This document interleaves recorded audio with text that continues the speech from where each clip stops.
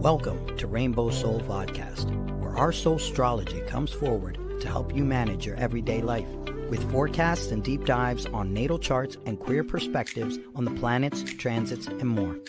A group discussion about upcoming transits with tips on how to read these transits in your own chart. Hollis offers years of wisdom and natal chart knowledge with Bright Hawk's positive perspective and Lacrosse's inquiry. We offer the complete queer astrology experience. Welcome to Rainbow Soul. Please help us by subscribing, sharing, and commenting and reviewing. You can also learn where else Rainbow Soul is offered on our website at rainbowsoul.show. Hello, welcome. Welcome to Rainbow Soul Astrology Forecast. I'm Hollis, and we're here for this coming week. And hi there. I'm Bright Hawk. April 14th to the 20th. You guys ready? Hopefully it's starting to feel a little easier, a little more flowy, a little less like a wet blanket and, carrying a sandbag around. Right. We got direct energy going for us. Yeah. Hi, Lisa. Great to have you with us today. Welcome. It's good to have everyone tuning in and getting in contact with us. And, it's good to know what the astrological weather is, in my opinion, because sometimes I laugh at myself when things go wrong, and then I'm like, well, Mercury is retrograde, or Venus is retrograde. Moon, Right, or whatever it is. And so then I'm able to just kind of let it go a little bit easier instead of trying to make up a story as to why it happened otherwise. Maybe there's something I'm supposed to take from it. So, well, I think everybody should be feeling a little easier now that Mercury has gone out of retrograde. I noticed our granddaughter, who has some really intense Venus placements right there, she seemed to be in a better mood today. She has a stellium. She has a stellium in those first few degrees of Aries. Right? And there's just been a party sitting there. So yeah. I'm sure she's feeling like, oh, yeah, it's just so much better now. Yeah, it can be a little brutal. Venus retrograde can be, why am I feeling so blue, so critical, so whatever it is. And this one was a long one. This one felt like a long one. Yeah, I didn't think it was as long. We've had some last year that were like obnoxious. Okay. Yeah. You know better than I do on that one. Affects you more. Mercury, yeah. Mm-hmm. Hi, Chelsea. It's good to have you. Welcome. Oh, hey. I'm glad you're here. All right. So let's take a little moment to take a little meditation. We invite you to sit quietly in your seat. Take a few deep breaths before we get started here. And get grounded and centered, so that you're open to the messages of astrology through the stars.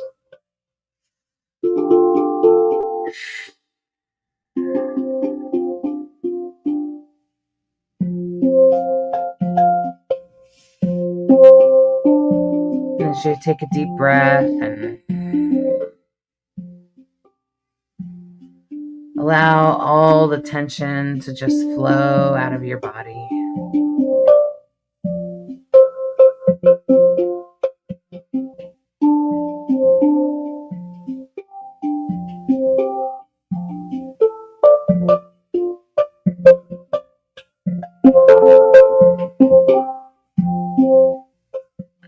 And I invite you to imagine yourself in a comfortable place, staring up at the beautiful stars. The stars that seem to go on forever.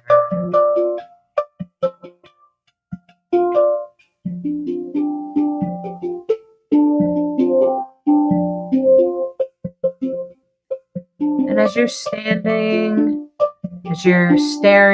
up at the stars, You can sense a constellation pulling itself closer to you.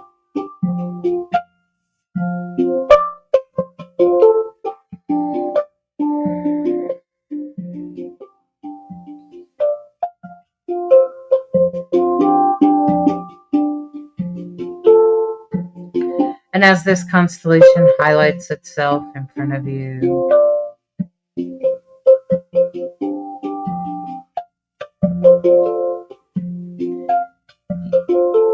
from the center of it, a ram comes out, and the symbol looks to you as Aries, represented by the ram with horns curled up on each side.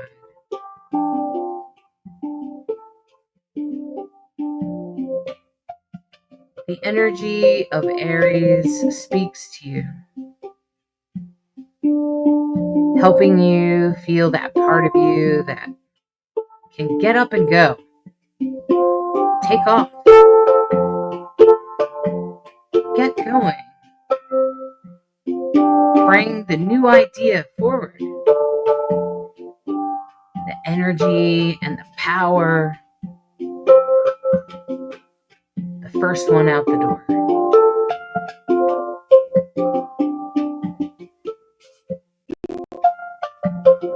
As that energy starts to drive you forward, spring seems to energize you.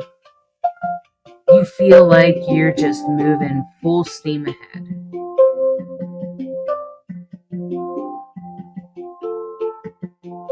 Feeling that energy fill you up in a way that can make you feel like a hero. Make you feel powerful and strong.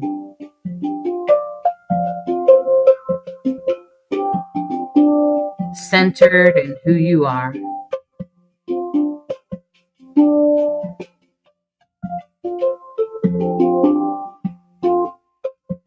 And as you move forward and feel that energy of the hero, the powerful leader,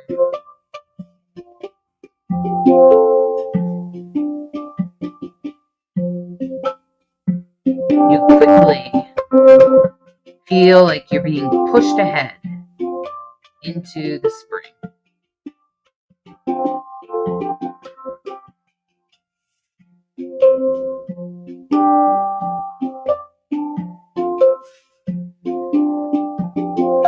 You take a deep breath, and as the constellation pulls itself back up into the sky, you are left with that energy going forward.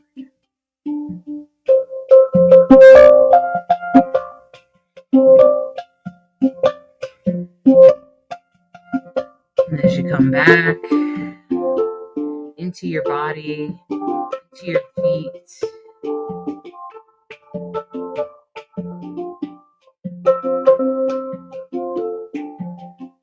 feel your bottom on the seat. Stretch your fingers. Open your eyes. Come back to the here and now.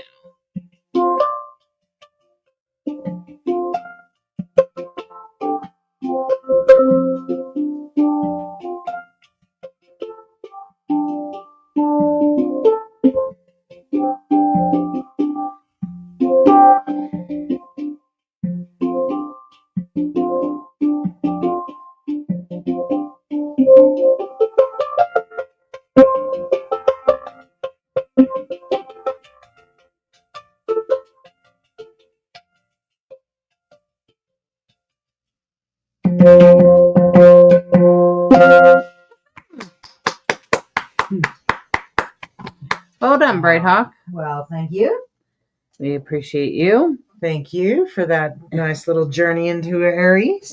I just thought it would be a great way to talk about all the energy that's happening right now, because everything's moving into Aries. Yep, this is the So- last week the sun's going to be in Aries as it starts to move. I think, is it on Friday it moves into Taurus?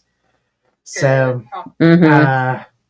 yeah. Well, everyone, I hope you all are feeling the release of Venus right now Yeah. and feeling the movement forward as Mercury moves forward.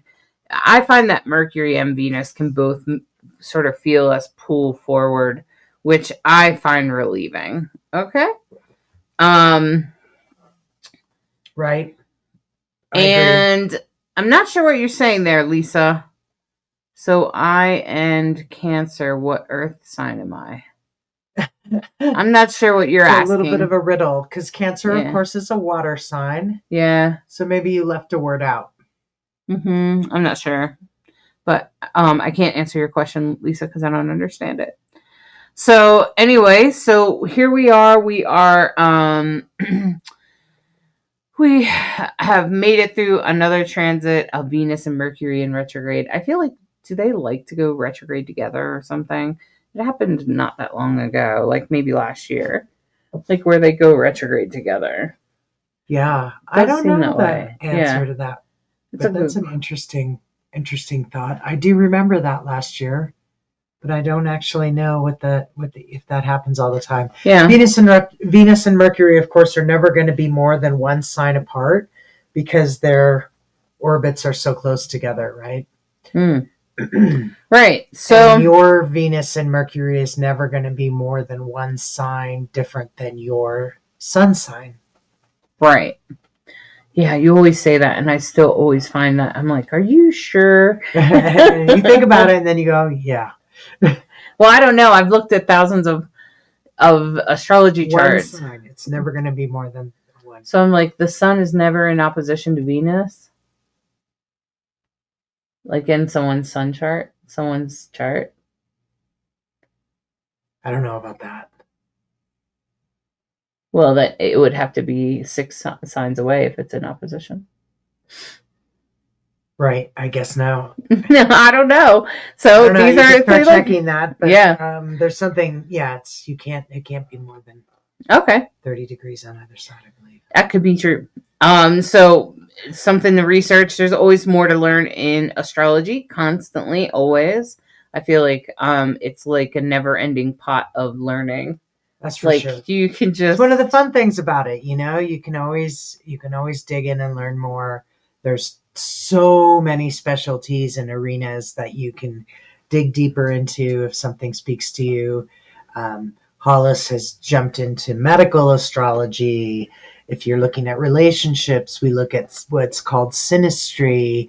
If you're looking at, you really want predictive astrology, horary is often used. If you're trying to understand what is going on in the political world, we look at what's called mundane astrology. I've been trying to learn some of that. I've been trying to watch some mundane astrologers. I started with, regular natal birth charts and then synastry. I've done medical astrology and death astrology, which are their own little pockets. And death astrology led me to doing that mediumship death reading, which is like the most popular reading that I have. And maybe because no one else does it, as far as I know. And I would love to talk to someone else that does do it, that uses astrology and mediumship together. And then, and now I'm sort of looking into like sort of mundane and predictive astrology, trying to wrap my brain around it. The good news is once you have your like basics down, that's right. It's easy to branch out once you get the like sort of 101 down. For sure. So we have a 101 class that you can order online. And if you use this code, you'll get 50% off of it. And it's making it very cheap. Yeah, that would make it very inexpensive. But it's 5 classes. It has cheat sheets. And it also comes with 2 coaching sessions with me where I'll help you. I'll answer any questions you might have. And also, you can also get the beginner's guide. This is like, if you don't know your sun, moon, and rising, like if you're like, Hollis, I have no idea what you're talking about, then I'm going to just say, then you might need the beginner's guide, which will help you know your sun, moon, and rising. It helps you get started with astrology. This beginner's guide will tell you where to get your chart, how to get it for free, how to read it, or at least get started reading it, and some of the meanings of some of the stuff. Okay? So it's just real basic. And then of course we have the 101. And then of course, if you also want to learn more, you can sign up for coaching directly with me, and I'm happy to help you. I'm happy to coach you in whatever direction you'd like to go. Hollis is really good at that, and it's a great deal, I gotta say. Plus the 2 coaching sessions, it makes it an incredible deal. Hey, I'm a Virgo. I'm a good teacher. That's right. That's entirely true. All right. So well, let's jump in. Yeah. So April 14th, one of the things we still want to point out is that we're just 48 hours on the other side of Venus going direct. What does that mean? Well, Venus, as we know, rules relationships, rules Taurus, rules Libra, rules our values, what we value, not just relationships, but values around what's important to us. And so it's a big deal that Venus has now gone direct. And I'd love to hear in the comments if you're feeling like, yeah, you know what? The last 48 hours have been easier, or at least the last 24, where you just feel like, I don't have that cranky feeling anymore. Isn't that hilarious? The day that we ended up like trying to go to like 2 different places. We ended up having to go to 3 different places for dinner. Isn't that the day Saturday that Venus? Night. Isn't that the time that Venus went direct? We had such a hard time finding a restaurant that could meet our needs in the moment. We were kind of in a spot where it was like reorganizing, and it would be hard to cook in our space. So it was like, okay, let's just go out to dinner type of deal, and that proved to be way harder than it needed to be. We were in downtown Golden on a Saturday night, and the high school kids were having spring prom. So like every restaurant was mobbed. We never leave the house on the weekends because we know better. So it was like, okay, so plan A, B, and then C failed. And then finally we ended up actually having a really nice dinner at an Indian restaurant up in the mountains. I love Indian food, but so it's all good. Hilarious. Now that you mention it, that was just. But by the time we got there, it was like 8:00 at night. We were exhausted, starving. So if you had a little trouble Friday, Saturday, it probably had, maybe even Sunday, Friday, Saturday, Sunday. God. It probably had a lot to do with Venus turning around and go forward. And I spent the weekend really doing something for myself because I've realized I've been having some pain that has to do with my ergonomics. So I'm completely redoing my desk space here to make sure I'm not leaning forward all the time. So, that's kind of like a thing. So hopefully you've been taking care of yourself. Right. Hopefully you've been doing things for yourself in the last 48 hours. You've been looking within, giving space to your emotions, maybe. Whatever it is that you need right now, hopefully you've been listening, and hopefully you've been able to manifest that. So hopefully you've noticed that and you're on the path going forward. Mercury's already gone direct. And so today, in fact, Mercury is in the last degree of Pisces. So I guess it moves into Aries tomorrow. Mm-hmm. And so tomorrow when it moves in, that's, or the next day, mm-hmm. It's actually Wednesday. Yeah. Mm-hmm. So, today is a little bit more like, with Venus going direct, we can take a deep breath. We can feel like things are trying to come together. And with the trine, with the North Node trine to Mars, I feel like, especially since that Mars was in that long transit where it went retrograde in Cancer and Leo, now that it's going forward, there might be some things that you're finishing up or still trying to figure out or still trying to address. And hopefully you've gotten into those parts and you've sort of moved forward with that. You're moving forward, taking action, and those kinds of things is what it's going to feel like this week so far. Right. And so we have, I hope you had a beautiful full moon. It was a gorgeous full moon here. And now the moon is shedding, right? So now we're shedding, headed towards the new moon. The moon is trining Venus in Scorpio and in conjunct Jupiter. And in conjunct is when, just to help you understand, there's a term called in conjunct, and there's also a term called quincunx. What does that mean? Well, in conjunct is actually a term that kind of makes it easy to understand because it's opposite side and then one house over on either side is what we would call in conjunct. So if you look directly across and then one over, that's what in conjunct is. It's also called a quincunx, but that's usually pretty hard for people to grok. It's a harder word. 5 houses instead of 6. 6 would be obviously 180. So you're going quincunx is 5 houses either way. And so the term quincunx, if you've heard that term, in conjunct, same thing. So if you have 2 in conjuncts, that means the bottom is a sextile. That is what we call a finger of God or a yod. Mm-hmm. And those we refer to as lines of destiny or fate. And that they're kind of intense aspects that sort of compel you in a direction that you don't have a lot of choice in the matter. It's like, wow, I didn't see that coming, kind of thing like that. So we do have Jupiter in conjunct the moon. And so that's what that means. It means that it's sort of a conversation between the moon in Scorpio and Jupiter in Gemini. So Gemini is an air sign. Jupiter makes everything bigger. It's, of course, the biggest planet.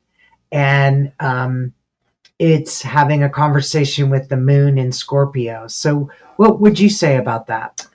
Well, I was looking at that. So what Rick Levine said about in conjunct? Yeah. He says it's almost opposite. Right. Right. And so it's not quite opposite. And I thought this was the best way I got it when he broke it down this way.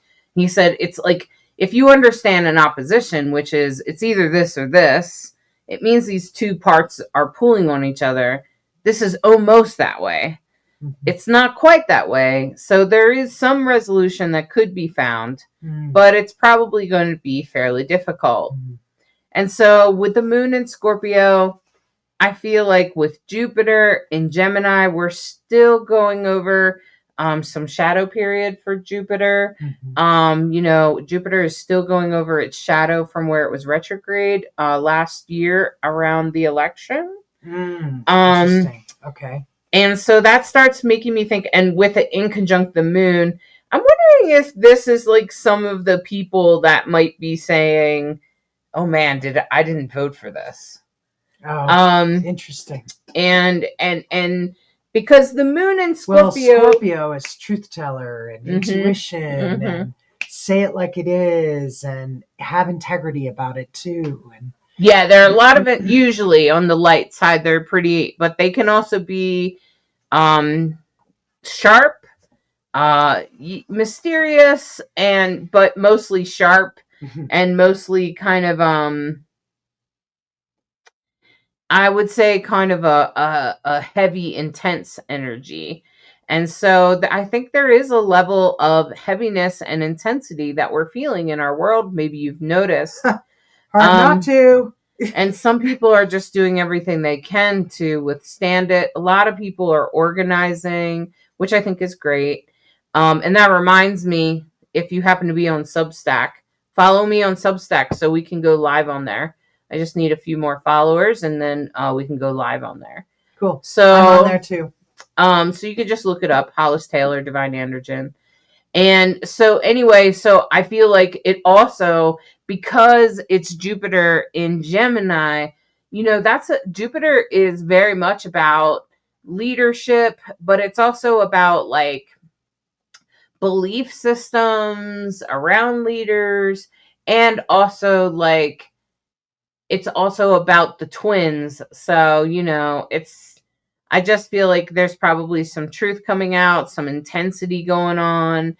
And I think that's what's going on in the world stage, right? And then with all this energy in Aries and Pluto in Aquarius, it's creating an atmosphere where we're seeing exactly, Pluto in Aquarius, which is all the people coming together and lots of heroes stepping forward. If you haven't noticed, I've been noticing more and more of the politicians trying, like some of them trying to be a better person, trying to be the good person. And think I think it's just happened though. I think someone was shot at. So some governor or something was shot at just earlier today.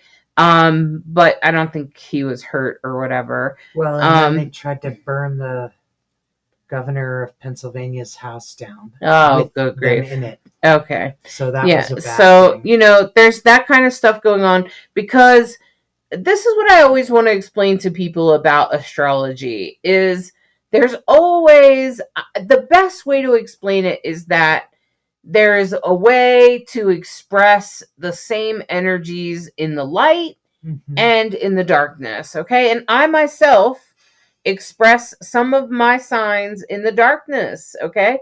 There are times that I do too much for others or say yes and agree to things. And then I'm like, why did I agree to that? And then, and that's Libra moon. Okay.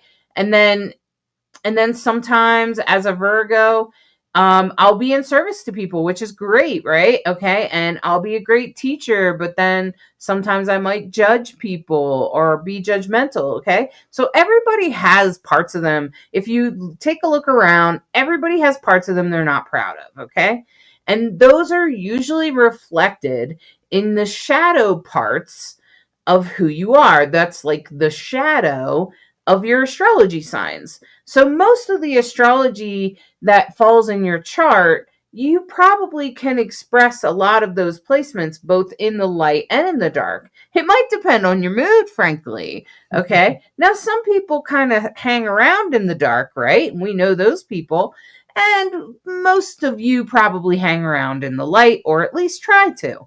Okay. So nobody's perfect. Nobody's 100%. But for sure, there's always sort of a light and a dark. And it doesn't mean good or bad. It just means that it has different energy field to it, right? It just has a different energy. Sometimes as a Scorpio rising, I will say shocking things come falling out of my mouth. And sometimes they're truth and uncomfortable truths. But while that feels like shadow in the moment, later, I realized that it was super important because it had to be said, right? That thing had to be said. As much as I didn't want to, it had to be said. And I have Mercury in the 12th house, so half the time I don't even see it coming. It just kind of, okay? And so then I'm like, oh my gosh, I can't believe I just said that, okay? So it happens. And so sometimes shadow is necessary in order to help us evolve or help us hear something we wouldn't have heard before. Okay. So we need all of it. We need shadow and we need light. And then sometimes when someone does do something that's awful to us, that's really terrible, we might use that to catalyst us to be a better person, or at least we know what we don't want to be. Right. Okay. So I'm just saying, so Aries has two sides to it. Aries has the hero, the guy that comes in and sweeps you up and saves the day. And that's the light of Aries. And then sometimes there are some people that come in as Aries that are, how can I say, like they're kind of like, blowing up buildings and doing inappropriate things that are kind of harmful to all of us. And we're all kind of like, what are you doing, man? Okay. And so that's the shadow of Aries. The shadow of Aries can sometimes be, don't they call them vigilantes? Right. Okay. It can sometimes be toxic leadership, toxic men, and toxic people. I don't think gender matters. But it can sometimes be that way. And then sometimes in the light, it can also be great leaders, strong leaders, and people that help us get out of the gate, help us get started. Lots of great new ideas. So Aries has two different types of energy, okay? And all of them do. Pisces does too. And so I think with all this, with all of this headed towards Aries, I feel like that's what we're seeing. If you just look around the world right now, there is a mixture of what I just said. There are people, there are heroes coming forward, and there are people where you're like, okay, and you don't even know how to respond to them. I don't know if you've had that experience, but I've definitely had that experience where I'm kind of like, I don't even know what to do with you. Okay. Yeah, it's possible. I actually feel that way about Trump. So, but that's that Aries energy. Well, and I just kept thinking, isn't Mars on his sun right now? No. Nope. Jupiter is in his house of career right now. Donald Trump. Mm-hmm. Yeah, he's going big, that's for sure. Mm-hmm. Well, let's get on to Tuesday, because Tuesday's kind of fun. We have a grand trine. Well, that's beautiful. In water. So trines are big blessings.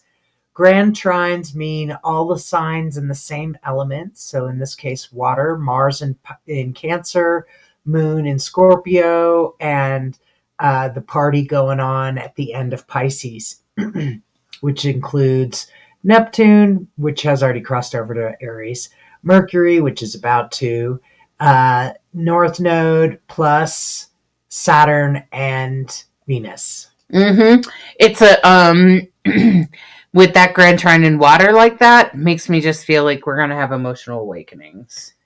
Yeah, hopefully good emotional awakenings, because trines tend to be blessings. You don't even realize how blessed you are. Maybe there's something that you feel differently about or what have you. But with the moon involved, and that grand trine energy is very much pointing towards emotions. In a good way, usually. It will come together easily. There's also a mystic rectangle. So I'm wondering if this has a lot to do with putting us on the path to go forward in what is meant to be expressed during these times, because no doubt the universe is unfolding as it should right now, and with that grand trine and that mystic rectangle involving Uranus and that moon in Scorpio, that makes me think a lot about what in our world is shifting, right? So you might even feel your own emotions shifting. You might feel other people's emotions shifting. And so what I would also say about that is that the grand trine and the mystic rectangle like that, I just feel like that is really telling us this is meant to be. This is going to happen. And it's so many different planets at once, it's like the North Node, the South Node, but it has a lot of that water energy. So that makes me feel like, where's Cancer in so for you personally, what house is Cancer ruling over? So when I say ruling over, if you take a look, you can tell everyone has every single zodiac in their chart. Okay. And you can see what is ruling your house if you take a look at this chart, you can see that, Libra's over here on the side. So in this chart, Libra is on the ascendant. So if you're looking at your chart, that's where the ascendant is, all the way on the left where the arrow is. We would also say that Libra rules the first house because it begins it, because it starts it. And you can see that the next sign is that blue M looking thing. That is Scorpio. And see, we're going down and around. You can see the numbered chart in the middle, 1, 2, 3, 4, 5, 6, 7, 8, 9, 10, 11, 12, all the way around.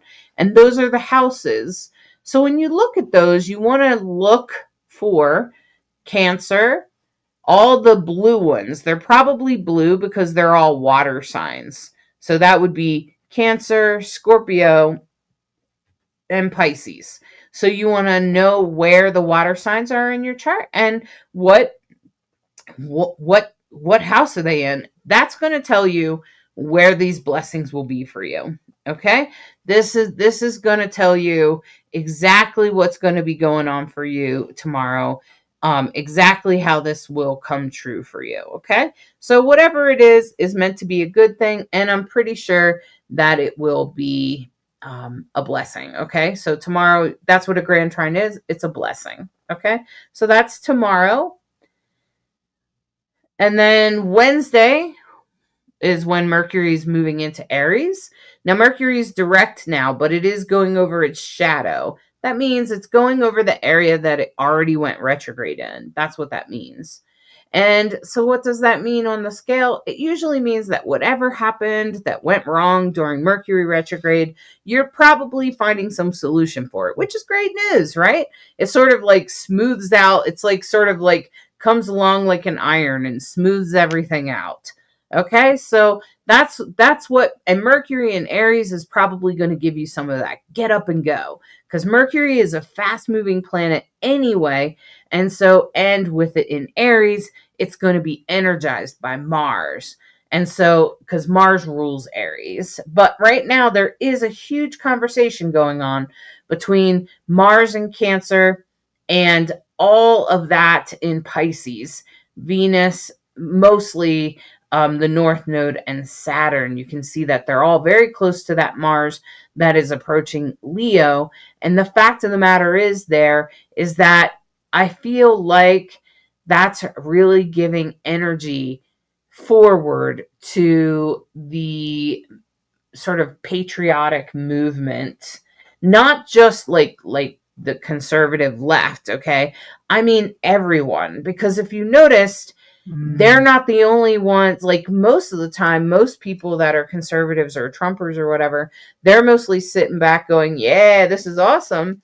While the people that are not happy with the changes are starting to organize, they're standing up, they're starting to scream and holler and, yell and fight. And that's all. Cancer represents patriotism, and Aries also represents patriotism. Aries is more of the hero and Cancer is more of the emotional patriot, which is what we see in everybody. Everybody has a little bit of, Cancer in their chart. Everybody has Aries in their chart. It's your identities around home. Remember, Cancer represents home, the moon, home. Think about the crab carries his home on his back, right? All those analogies, so anyway, that's a really good point. I hadn't tied those two together. I had thought about it a while ago when we listened to the mundane astrology, but now you look at that and it's like, oh wow, there it is again. There we go. There it is again. And it's starting to come back in for the third and final time, right, to be in opposition to Pluto. So that's going to be happening probably next week, I would imagine. And or maybe at the end of this week, we'll see how fast Mars is moving at this point. And Mars is going to become opposite of Pluto in Aquarius. And I think when it went retrograde over there, I know when it went forward the first time, we had some major upheaval with, with Trump and that whole hot mess that he's created there.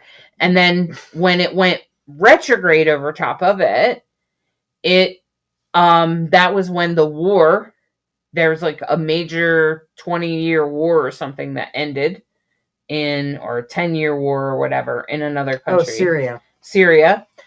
I knew it wasn't Siberia. So Syria. So Syria actually had peace when Mars went over it. And now Mars is going to go over this spot one last time. And it is across from Pluto. So it just makes me start to think about, okay, so what is this going to, what kind of energy is this going to bring? How are we going to see this manifest? But I would not be surprised to see more protests or any kind of world stage type stuff, just because of Neptune is in Aries, which that's a world stage point right there. Mercury is also there. Plus, and Mercury won't stay there. But right now, what are we hearing? What are we talking about on Wednesday? Because that's what might manifest, I think, later in the week. Wow. Okay, so when Mars does come in and directly across from Pluto, whatever we're talking about, like in the news or whatever, on Wednesday might manifest later. Well, and I was just thinking, during this Aries season, Kilauea has been a fountain of lava like it has never been. Well, that's fire. That's all fire, Right. all that fire energy. And now you have Mercury entering the fire as well. Mercury is starting to pick up speed. It's now been like almost 10 days since it's gone direct. And so it's gonna start revving up, moving a little faster, because of course it moves pretty fast. The moon moves the fastest.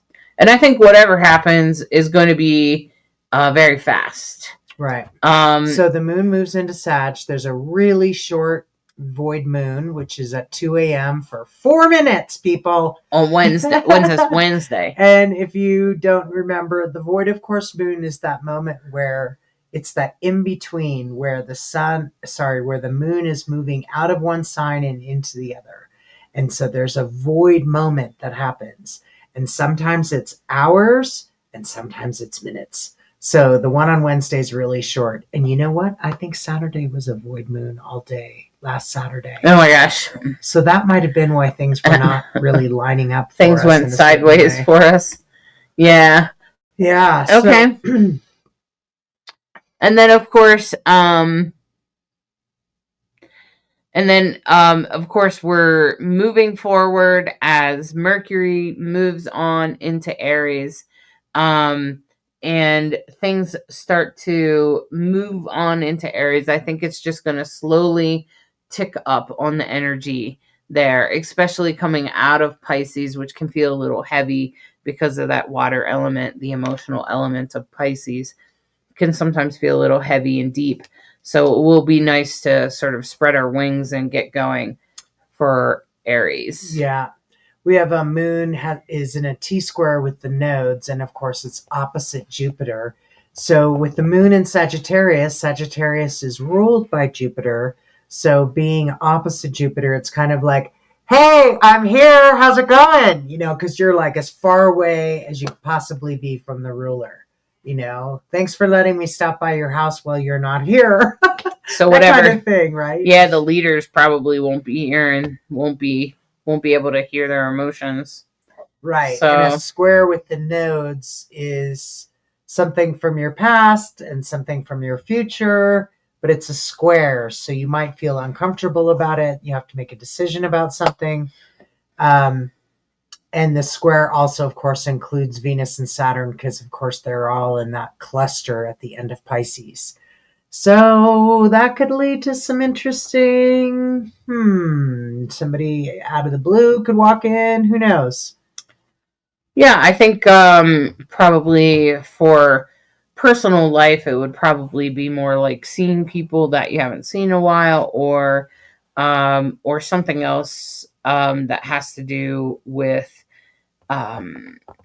whatever's going on in your life, wherever Virgo and Pisces are ruling in your life, wherever that's going on. When the moon comes into a T-square like that, it's just going to challenge your emotions. Could be a little out of wackadoodle on Thursday, is what I would say. Yeah. And just try to stay on path. Just try to stay on point. So Tuesday should be super flowy, and Thursday might be a little bit challenging. Mm-hmm. And then as we get into Friday, Mars moves into Leo on Friday. So that's actually really good, because a lot of the fire energy will go. The only thing that worries me a little bit is that with Mars moving into 0 degrees Leo, it's exactly it's coming in close to that Pluto. And that's a pretty big deal with Mars. Mars is coming into a stronger opposition with Pluto, and the more exact it gets, the stronger it gets. Well, and of course, Mars is much stronger in a fire sign, a fellow fire sign, because of course it rules Aries.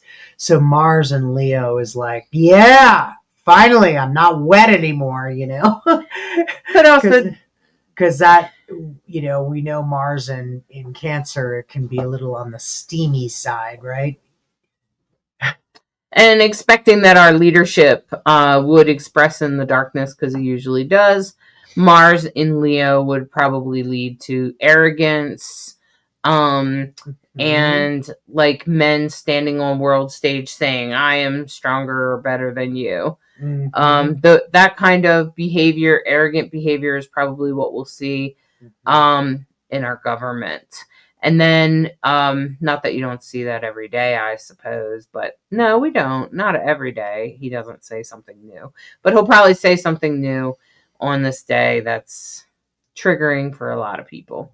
So lunchtime, at least on Mountain Time, Friday will be a longer void period from 11:37 a.m. to 2:12 p.m. Mountain Time. So a few hours, if you can take a lunch break, go for a walk, do something for yourself. Don't try to be running around doing things. Things might not go that great for some reason. You can't quite think. I'm realizing that some of what we tried to do in the middle of that Saturday void moon might have been why things didn't line up. And, that's part of why we're tracking this, so that we have an understanding when we tell you about the astrological weather. By the way, these are the things that might make you feel woohoo, or gosh, I feel like I have a wet blanket on me today. What is going on? So this is why we track all these things. That's right. And as we get into the weekend, I would just say that there could be, I think for the most part for your life, you'll probably be taking action over the weekend into good things. You might even find some healing, especially when it comes to like money or action, or feeling like you're making good choices. So I feel like by Sunday, there could be some sort of solution that has to do with being consistent, and maybe with money, or with the way you do things, or who you are, or whatever. Taurus season begins. Consistency is the favorite thing of Taurus. Right, because the sun will move into Taurus, but it will be in a T-square to the Mars, trying to go forward, and the moon and Pluto conjunct on Sunday. Right. So that big T-square there makes me feel a little uncomfortable, but I think it's going to be solvable. Just because how fast Mars is moving, because look at it, it's already at 1 degree on Sunday. And so that tells me that it's going to come into a perfect alignment with Pluto probably next week. Yeah. Monday, Tuesday. What I worry about when I see that in particular is earthquakes, because Pluto rules the underworld. Right. And now the sun has entered the earth. And so the conversation between the moon, Pluto, the sun, and Mars, be careful. Right. And I would just, I think it's mostly going to be good, though. I think you're going to find solution to things. Good. Yeah. You might have a little bit hard time pushing forward Saturday, Sunday, but just step back and take a minute to decide, like think things through and stuff like that. Okay. So one thing you can always be reliant on Taurus for is enjoying the good things. So maybe have a nice dinner on Sunday night or Saturday night. Happy birthday to the Taurians in the group. And so I think that I agree, that's a great way to sort of feed yourself or do something that you love to do, whatever that might be. So hey Alyssa, it's great to see you. I'm glad you're here. And Samantha said, honestly, I'm usually Not usually a fan of Aries, but I could use some Aries energy to get things started and moving. I'm more air and water. So, Samantha, the fun thing about that is this is where synastry comes into play. Mm-hmm. And sometimes when we're attracted to a person, not just like in relationship, but in other ways, just like friendships and stuff like that, when you look at the synastry of the relationship, which is the two astrology charts together, a lot of times the other person will sometimes provide some of the energy that you don't have. That's right. And they support you in that way. Like they might have a little bit more whatever element it is that you might be missing. And that's why the elements come into play. Absolutely. And they can really help balance you out. And that's why it feels like, oh, this person completes me. They don't really complete you. They just kind of fill in the parts that maybe you don't have as much of. Yeah. It's a fascinating, absolutely amazing what gets revealed. And of course, Vedic astrology from India is also very, very popular. This is why when they would arrange marriages based on Vedic astrology, why it was frequently successful. Because based on the astrology, if people are living out of their chart, which we talk about a lot, wow, what a great way to predict who's going to get along, There's a reason why that lasted for so long. Right, and in India, astrology is very normal. The hospitals and the doctors and stuff make sure that they note the exact time the child is born because it's important. It's as important as the, finger, the little footprint that we get on all of our little birth record things, and even in the birth certificate, it usually says both of your parents' name. And it will be just as important in India to have the time. Rarely do I have a person that was born. I've never met a person in India that wasn't able to find their time. Yeah. A person born in India. A person born in India. And I've done a lot of charts for people in India. Yeah. And they always know their time. They know their exact time and they're confident about it. There's no question about it. And so I just find it fascinating how much like the Indian culture relies on astrology for things like that, for like synastry, setting up relationships. And no wonder they think it's better because the parents are looking at the astrology charts and putting people together based on that, which isn't a bad way to put people together. Frankly, I don't know. Maybe it would have worked out better for some of us. Right? I don't know. So, Alyssa said tomorrow's our oldest kiddo's 17th birthday. He's been struggling lately, so hoping it comes together for him. I think tomorrow's a good day, actually. Be a really great birthday for him. Be really good. With both Mercury and Venus now out of retrograde and going direct, he's probably going to be feeling so much better. The last 6 weeks have been hard on people emotionally. Mm-hmm. I almost categorically, I don't know anyone who's been like, wow, everything's so fantastic. Right. Venus retrograde can be really tough. And so can Mercury, as we know. Right. But are you going to do a little reading about the... Yeah. I'm glad you resonate with that, Samantha. That's great. Yeah. So I also wanted to announce that right now I think it's scheduled for Wednesday night, but you can go post your astrology chart on the listing itself. If you comment your astrology chart, I'll be doing free mini astrology readings Wednesday night. I'll be doing it in a live broadcast like this. But it will be at like 7 p.m. Mountain Time, so whatever that converts to you. Yes, Alyssa, it'll probably feel like somebody comes along with an iron and just kind of warms everything up and smooths out all the wrinkles. Okay. So if you'd like me to take a look at your chart or whatever, you can bring your chart, post your chart as a comment, okay? So you have to post your chart as a comment, or you can post your birthday if you want. Of course, you can send it to me in a private message if you're worried about something, and I'll try to, if I share it on the thing, I'll make sure that it doesn't show up. And I was going to do horoscopes. So hopefully all of you have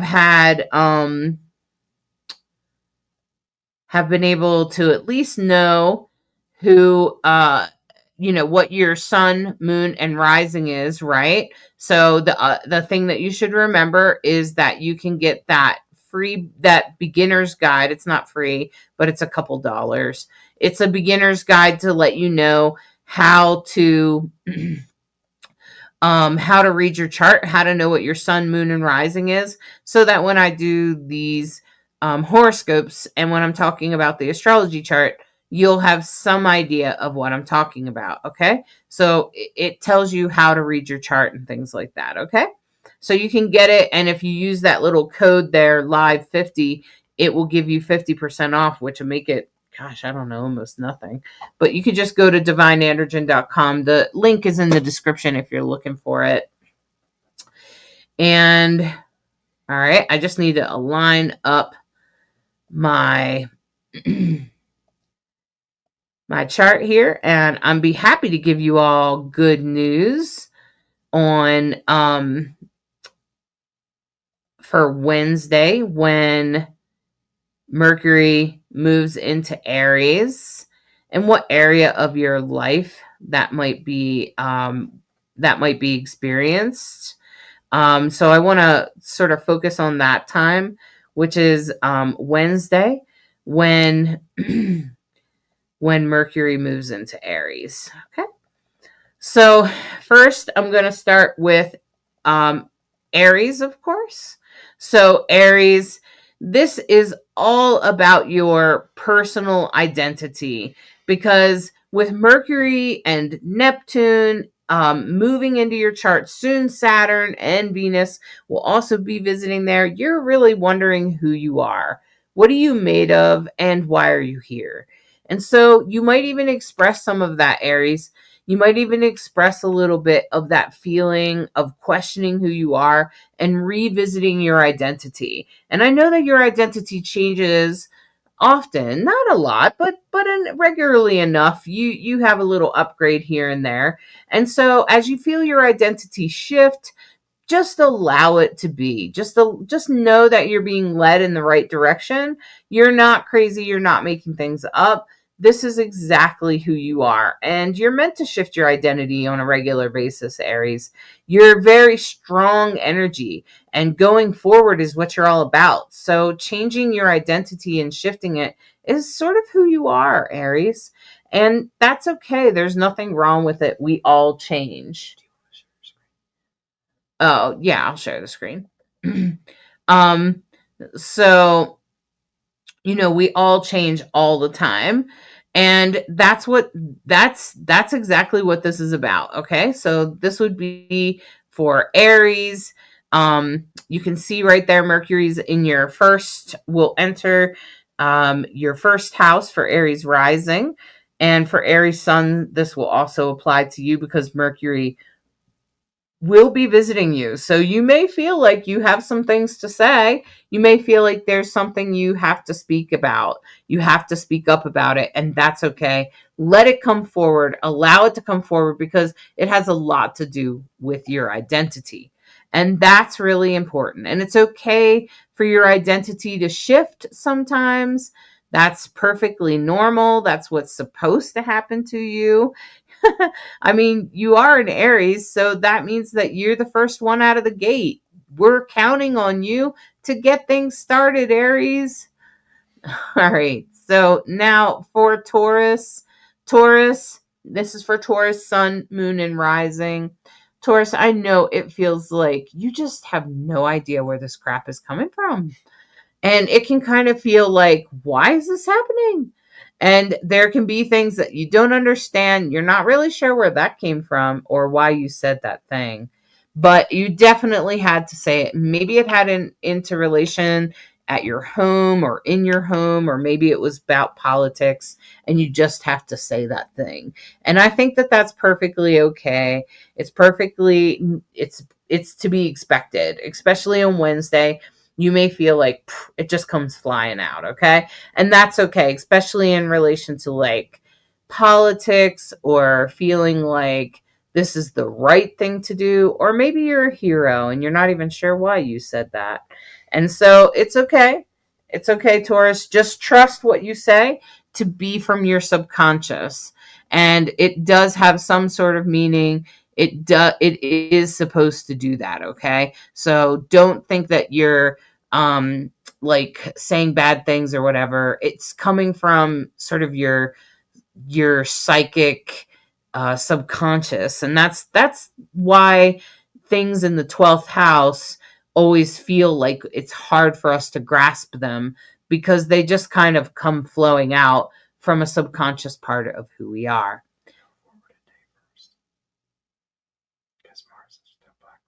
Just speak up. Just go forward a day and then adjust.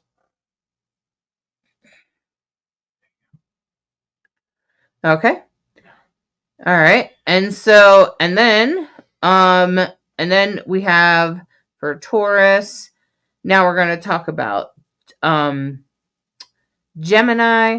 Gemini, as Mercury moves into Aries for you, this is going to have everything to do with work. Okay? So as work is, something might just come flying out of your mouth, Gemini, which is not a new thing, right? But it could come out in a way that maybe helps others, or maybe is a new idea or something really great that had to come forward, or something that just needed to be said. Okay, Gemini, and it's probably going to happen at work. And when that happens, just know that this is what's supposed to happen. And when it happens on like Wednesday, Thursday, it's just going to come flying out, and it's going to be in a way that has to do maybe with the way things are done or how you feel about things. Maybe you have a different perspective, Gemini. And, the good thing about Gemini is that Gemini can usually see several sides of the story. So, hopefully you'll be able to say it in a way that comes together in a good way. And I think because Wednesday, Thursday, your emotions will be pretty aligned, you'll be able to express it in a good way. It will be good news, whatever comes flying out. And don't be surprised if you say it. And also at the same time, I feel like your emotions will be lined up in a good way. So then you won't feel it won't be like something you didn't want to say. Okay. And this is for Cancer. Cancer, Sun and rising. Cancer, sun, moon, and rising. This is Mercury moving into, again, in work, but it will be probably with your coworkers, where Gemini, it would have probably been with your bosses or your friends or somebody that's like has power or influence over you. But for Cancer, this, whatever you have to say, will be coming out probably in your work. Okay. So this is going to be directly, like, could be with your coworkers, or it could be about a particular job. Okay. So just Cancer, just, speak your mind, say what you got to say. And I think that you'll be able to say it in a positive way, which you're really good at anyway, Cancer, because you're really good at recognizing other people's emotions and taking them into account. And sometimes you're even able to slow things down before they come flowing out, right? So Cancer, don't be surprised if something just comes blurting out, especially at work. Now for Leo, this is for Leo, sun, moon, and rising. Leo, you've been going through a spiritual awakening. It has been awakening you. You have had some intense higher learning. It has been really a journey for you. This Mars is about to enter your sign. Things are about to happen. If you've been waiting for something to happen, it's happening now, this week. Thursday, Wednesday, Thursday, Friday, and into the following week, you're going to really feel things transforming. The things you've been dreaming of, the things you've been wanting are going to come true for you. They are going to push forward. You're going to feel a strong sense of energy. Maybe you're moving, maybe your new home has come through, or whatever it is. And you're going to emotionally probably feel really loved, seen, appreciated, Leo. So whatever you're speaking out loud, remember that the universe can hear you, Leo. The universe can hear you, particularly right now with Mercury in the 9th house, in your house of spirituality. It's also about higher learning. It could also have some things to do with the law or justice or anything like that. So if you have any kind of legal business going on, it could have something to do with that, where something is finally said, a message is finally delivered, and movement, it happens. That will be this week, Wednesday, Thursday. All right, Leo. So finally, things are moving and you will feel it going forward. Now, for Virgo, Sun, Moon, and Rising. This is for Virgo, Sun, Moon, and Rising. Virgo, this is going to be something that has needed to be dealt with for a long time.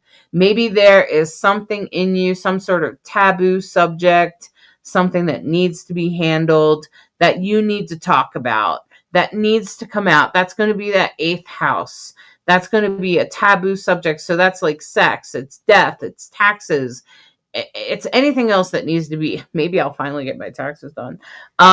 So that'll be this week, Virgo. You'll finally get it done. You'll finally get going with that Mercury going forward. You'll finally feel like things are happening, and you've dealt with whatever you had to deal with. And it could be that you just deliver messages, that you send it out, that it gets going, whatever it is. But some sort of message will be sent out, or you will be saying what you need to say in relation to a taboo topic. And that could include your own emotional shadow. It could include any part of you that you've been working on, like emotionally. And so you might actually find some emotional relief at this time, Wednesday, Thursday. You probably would experience like, oh, whew, gosh, I'm glad I got that off my chest type of deal. Or I'm glad I got that message out. Or I'm glad I took care of that thing. Okay? So it has something to do with that. And now, as we move on to Libra. Libra, this is for Libra, Sun, Moon, and Rising. Libra, Sun, Moon, and Rising. This Libra, this has everything to do with relationships.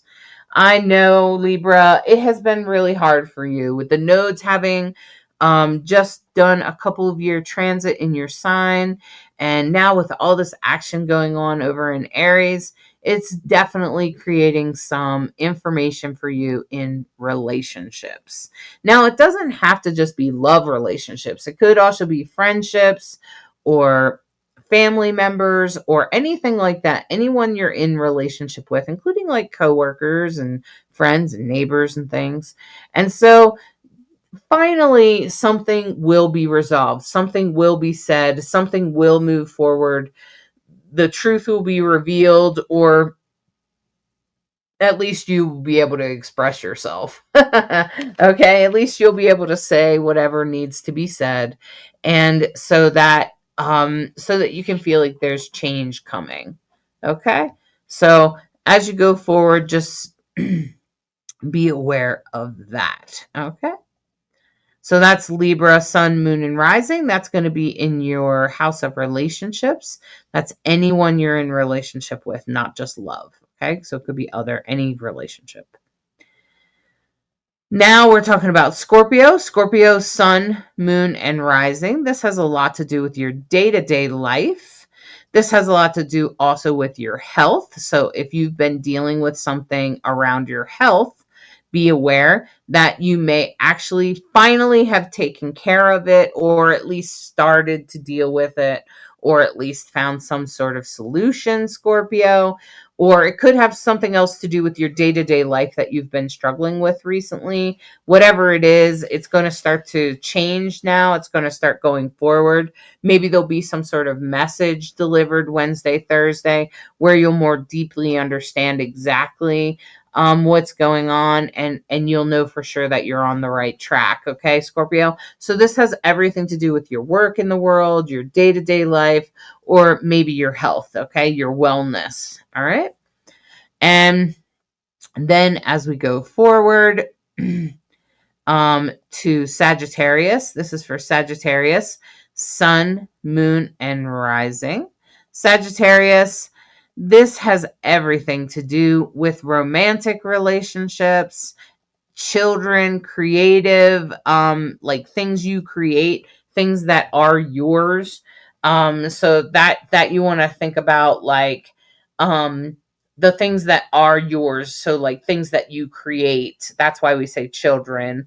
But it could also be creative things. And so it could feel like things are finally, like you're actually getting them done. They're actually resolved.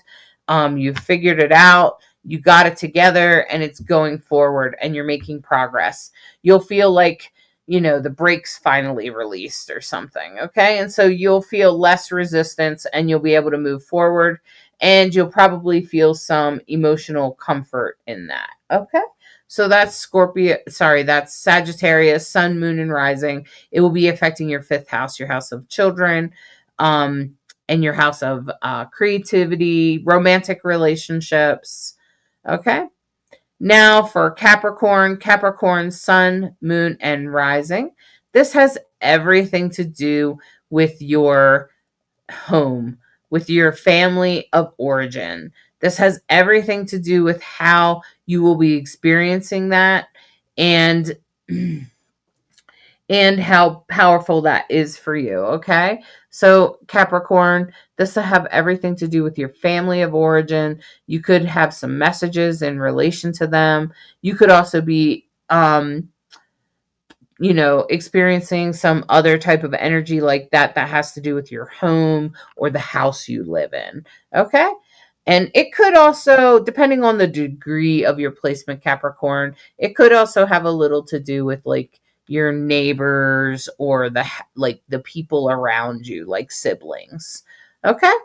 So hopefully, Capricorn, don't worry though, because it will be a release and a push forward, which will feel good to you. It will feel relieving to you.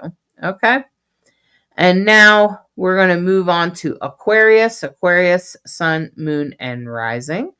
Aquarius, this has everything. This money thing that's been going on. I know it's been a while, Aquarius. You've been trying to deal with it to the best of your ability.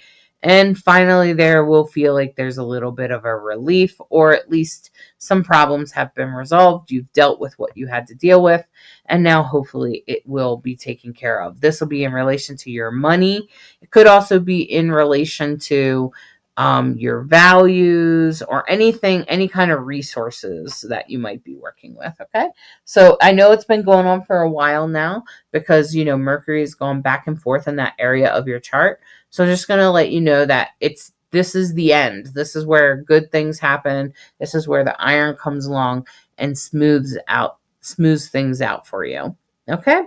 So that's for Aquarius. And the next is, Pisces. Last but not least, Pisces, this has everything to do with your identity and your value system. This has everything as Mercury moves into Aries. You're going to feel this. You're going to feel it because Mercury moved out of your sign, and you still have Venus that's gone direct. So some things are probably you're starting to figure some things out. Hopefully, you've made some good choices and you're beginning to move forward. So Pisces, this will very much be about taking care of yourself and recognizing what action you have to take to be the person that you truly want to be, to really express your identity fully and completely. What is it that you have to do? How do you need to tap into that? And Mercury, as Mercury goes forward into Aries, it's going to give you that energy to make those movements. All right. Wow, that's amazing. You're amazing. Holy Thanks. moly. Hopefully that did something for all of y'all. Help you understand the week, help you see where it's going to impact you. I always find it interesting to blend the three. And we have also said in the past, and it's really true, that if you're a late sign, like 25, 26, 27, 28, 29 degrees, you always want to listen to the next sign. So for me, like I often listen very closely to Capricorn because I'm a 29 degree Sag. So you're in the last degree of So, Sag. you know, when you're talking from the 0 point of that beginning of the sign, it's really more Capricorn than Sag. Right, and that's But why there's always a blend. There's always a blend, and that's Right. what you want to list for. Like, oh yeah, it's a blend. Okay, Right. I get that. Alyssa, whatever. I'll be looking at all the events that are posted on all the pages. So if you post it in the event, that's where I'll begin. Okay. So just letting you know. I'm not quite sure how to help you. Alexa, stop. Alexa thought I was talking to her, but I wasn't. So, you know, it will be, just look at the actual event, whatever page you're on. I'll look at them all. Okay. Well, Yeah, I'm glad you that'll be didn't great. miss us, Bianca. It's good to have you with us. And hi, Carrie. Great to have you with us. And I Thank you. hope that you got your horoscope for this week. And just know we got some good news coming. We're going to be moving forward. The politics still probably won't be very pretty, but, you know, and if you are on Substack, I am on Substack. Please look me up. I want to start going live there. So if you'd like to catch my lives there, please follow me. And I will be, we'll be trying to do our live there as well. Okay. So just letting you know. And now time for one more, what the week will look like based on the tarot. Always Right. fascinating to see how the cards reflect the reading for the week. It's always fascinating. Tarot and astrology so strangely go together. It is so strangely. And they have no like connection outside of. Darn it if they don't always complement each other every single time. Right? And not just you. I mean, I've seen other astrologers pull tarot cards, and it's just consistent that the two seem to really complement each other. Right. So this is the Love is Love deck, which is a deck that is it's a Pride LGBTQ deck. Each one of these cards is done by a different LGBTQ artist. And so this first card is the Strength card. Nice. This is very much about talking about the strength we've had to get through everything we've been through in the past. Okay, my friends. So we've all been through a lot of crap. Okay. The pandemic. I don't even know how we survived that shit, and some of us didn't. So I'm just saying that, you know, we've survived that. We've survived some really awesome stuff. And some really intense experiences. So just hang in there and remember your strength. And that's what this reminder is. And that's why it's represented by a trans woman, because transgender women have to be incredibly strong. They don't always blend well, and people judge them, and just because of their transition can be hard, and oftentimes people take a problem with it more often than they do the opposite side. But transgender is transgender, and transgender people are incredibly strong, and that's exactly what this card is about. It's about the strength of a transgender person. Hold still, and you can see there with the lion there, Leo the lion with all that integrity. Remember your integrity. That's what, because that truly brings strength. Anyone that has strong integrity, no matter what, if you always stand in your integrity, it will always work out for you. That is one thing that I've definitely learned in my life. And now for the here and now, this is the Death card. Oh, people get scared when they see the Death card. No need to get upset. The Death card is perfect because the Death card is about change. It's about transformation. And check it out. This horse is pridefully moving in the direction that they want to go, right? And isn't it interesting that they're walking on a bed of roses? So that's thorns, a bed of roses. So they're walking on thorns. And so this is a reminder that transformation can sometimes be difficult. It's sometimes painful. Okay. And so That's okay. But just know, keep going. Stay on point. Stay on your goal and keep going forward through the transition. That's what this is all about, okay? And that's really what the death card is about. It's about change and transformation and how that sometimes can be hard. And then going forward, don't worry, you will have choices. There may also be some travel happening for you. So this is about travel. It's also about choices. It's about making the choices that best serve you. And that's what this card is really all about. This is the Chariot card, and it's very much not just about movement and travel, but it is about making a choice. So this choice will be in our future.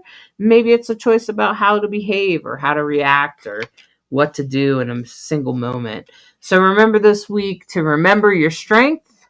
Just going to say, these are all also major arcana. So that usually indicates that whatever it is will be a pretty intense occurrence. So whatever happens this week could be very strong, very important in your life. Okay, it doesn't have to be bad.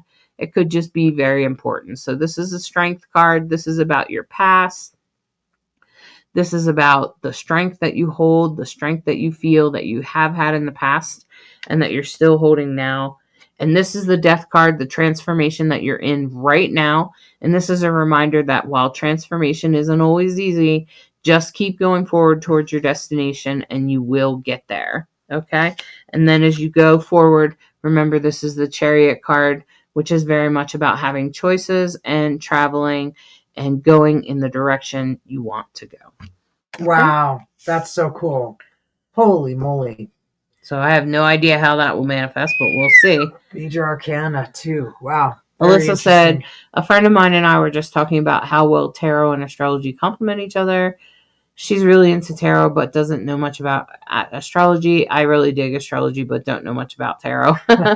But with she and I talking together, everything always lines up. That's totally awesome, Alyssa. Yeah, it's funny how they go together. I think that's so exactly. I think that might be more of a recent modern thing of astrology and tarot. I mean, I'm just thinking about, 20 years ago. First of all, there was no online. And then, I mean, there was, but people weren't really doing this, of course, because there was no video chat. But I would say that astrologers were way more quiet.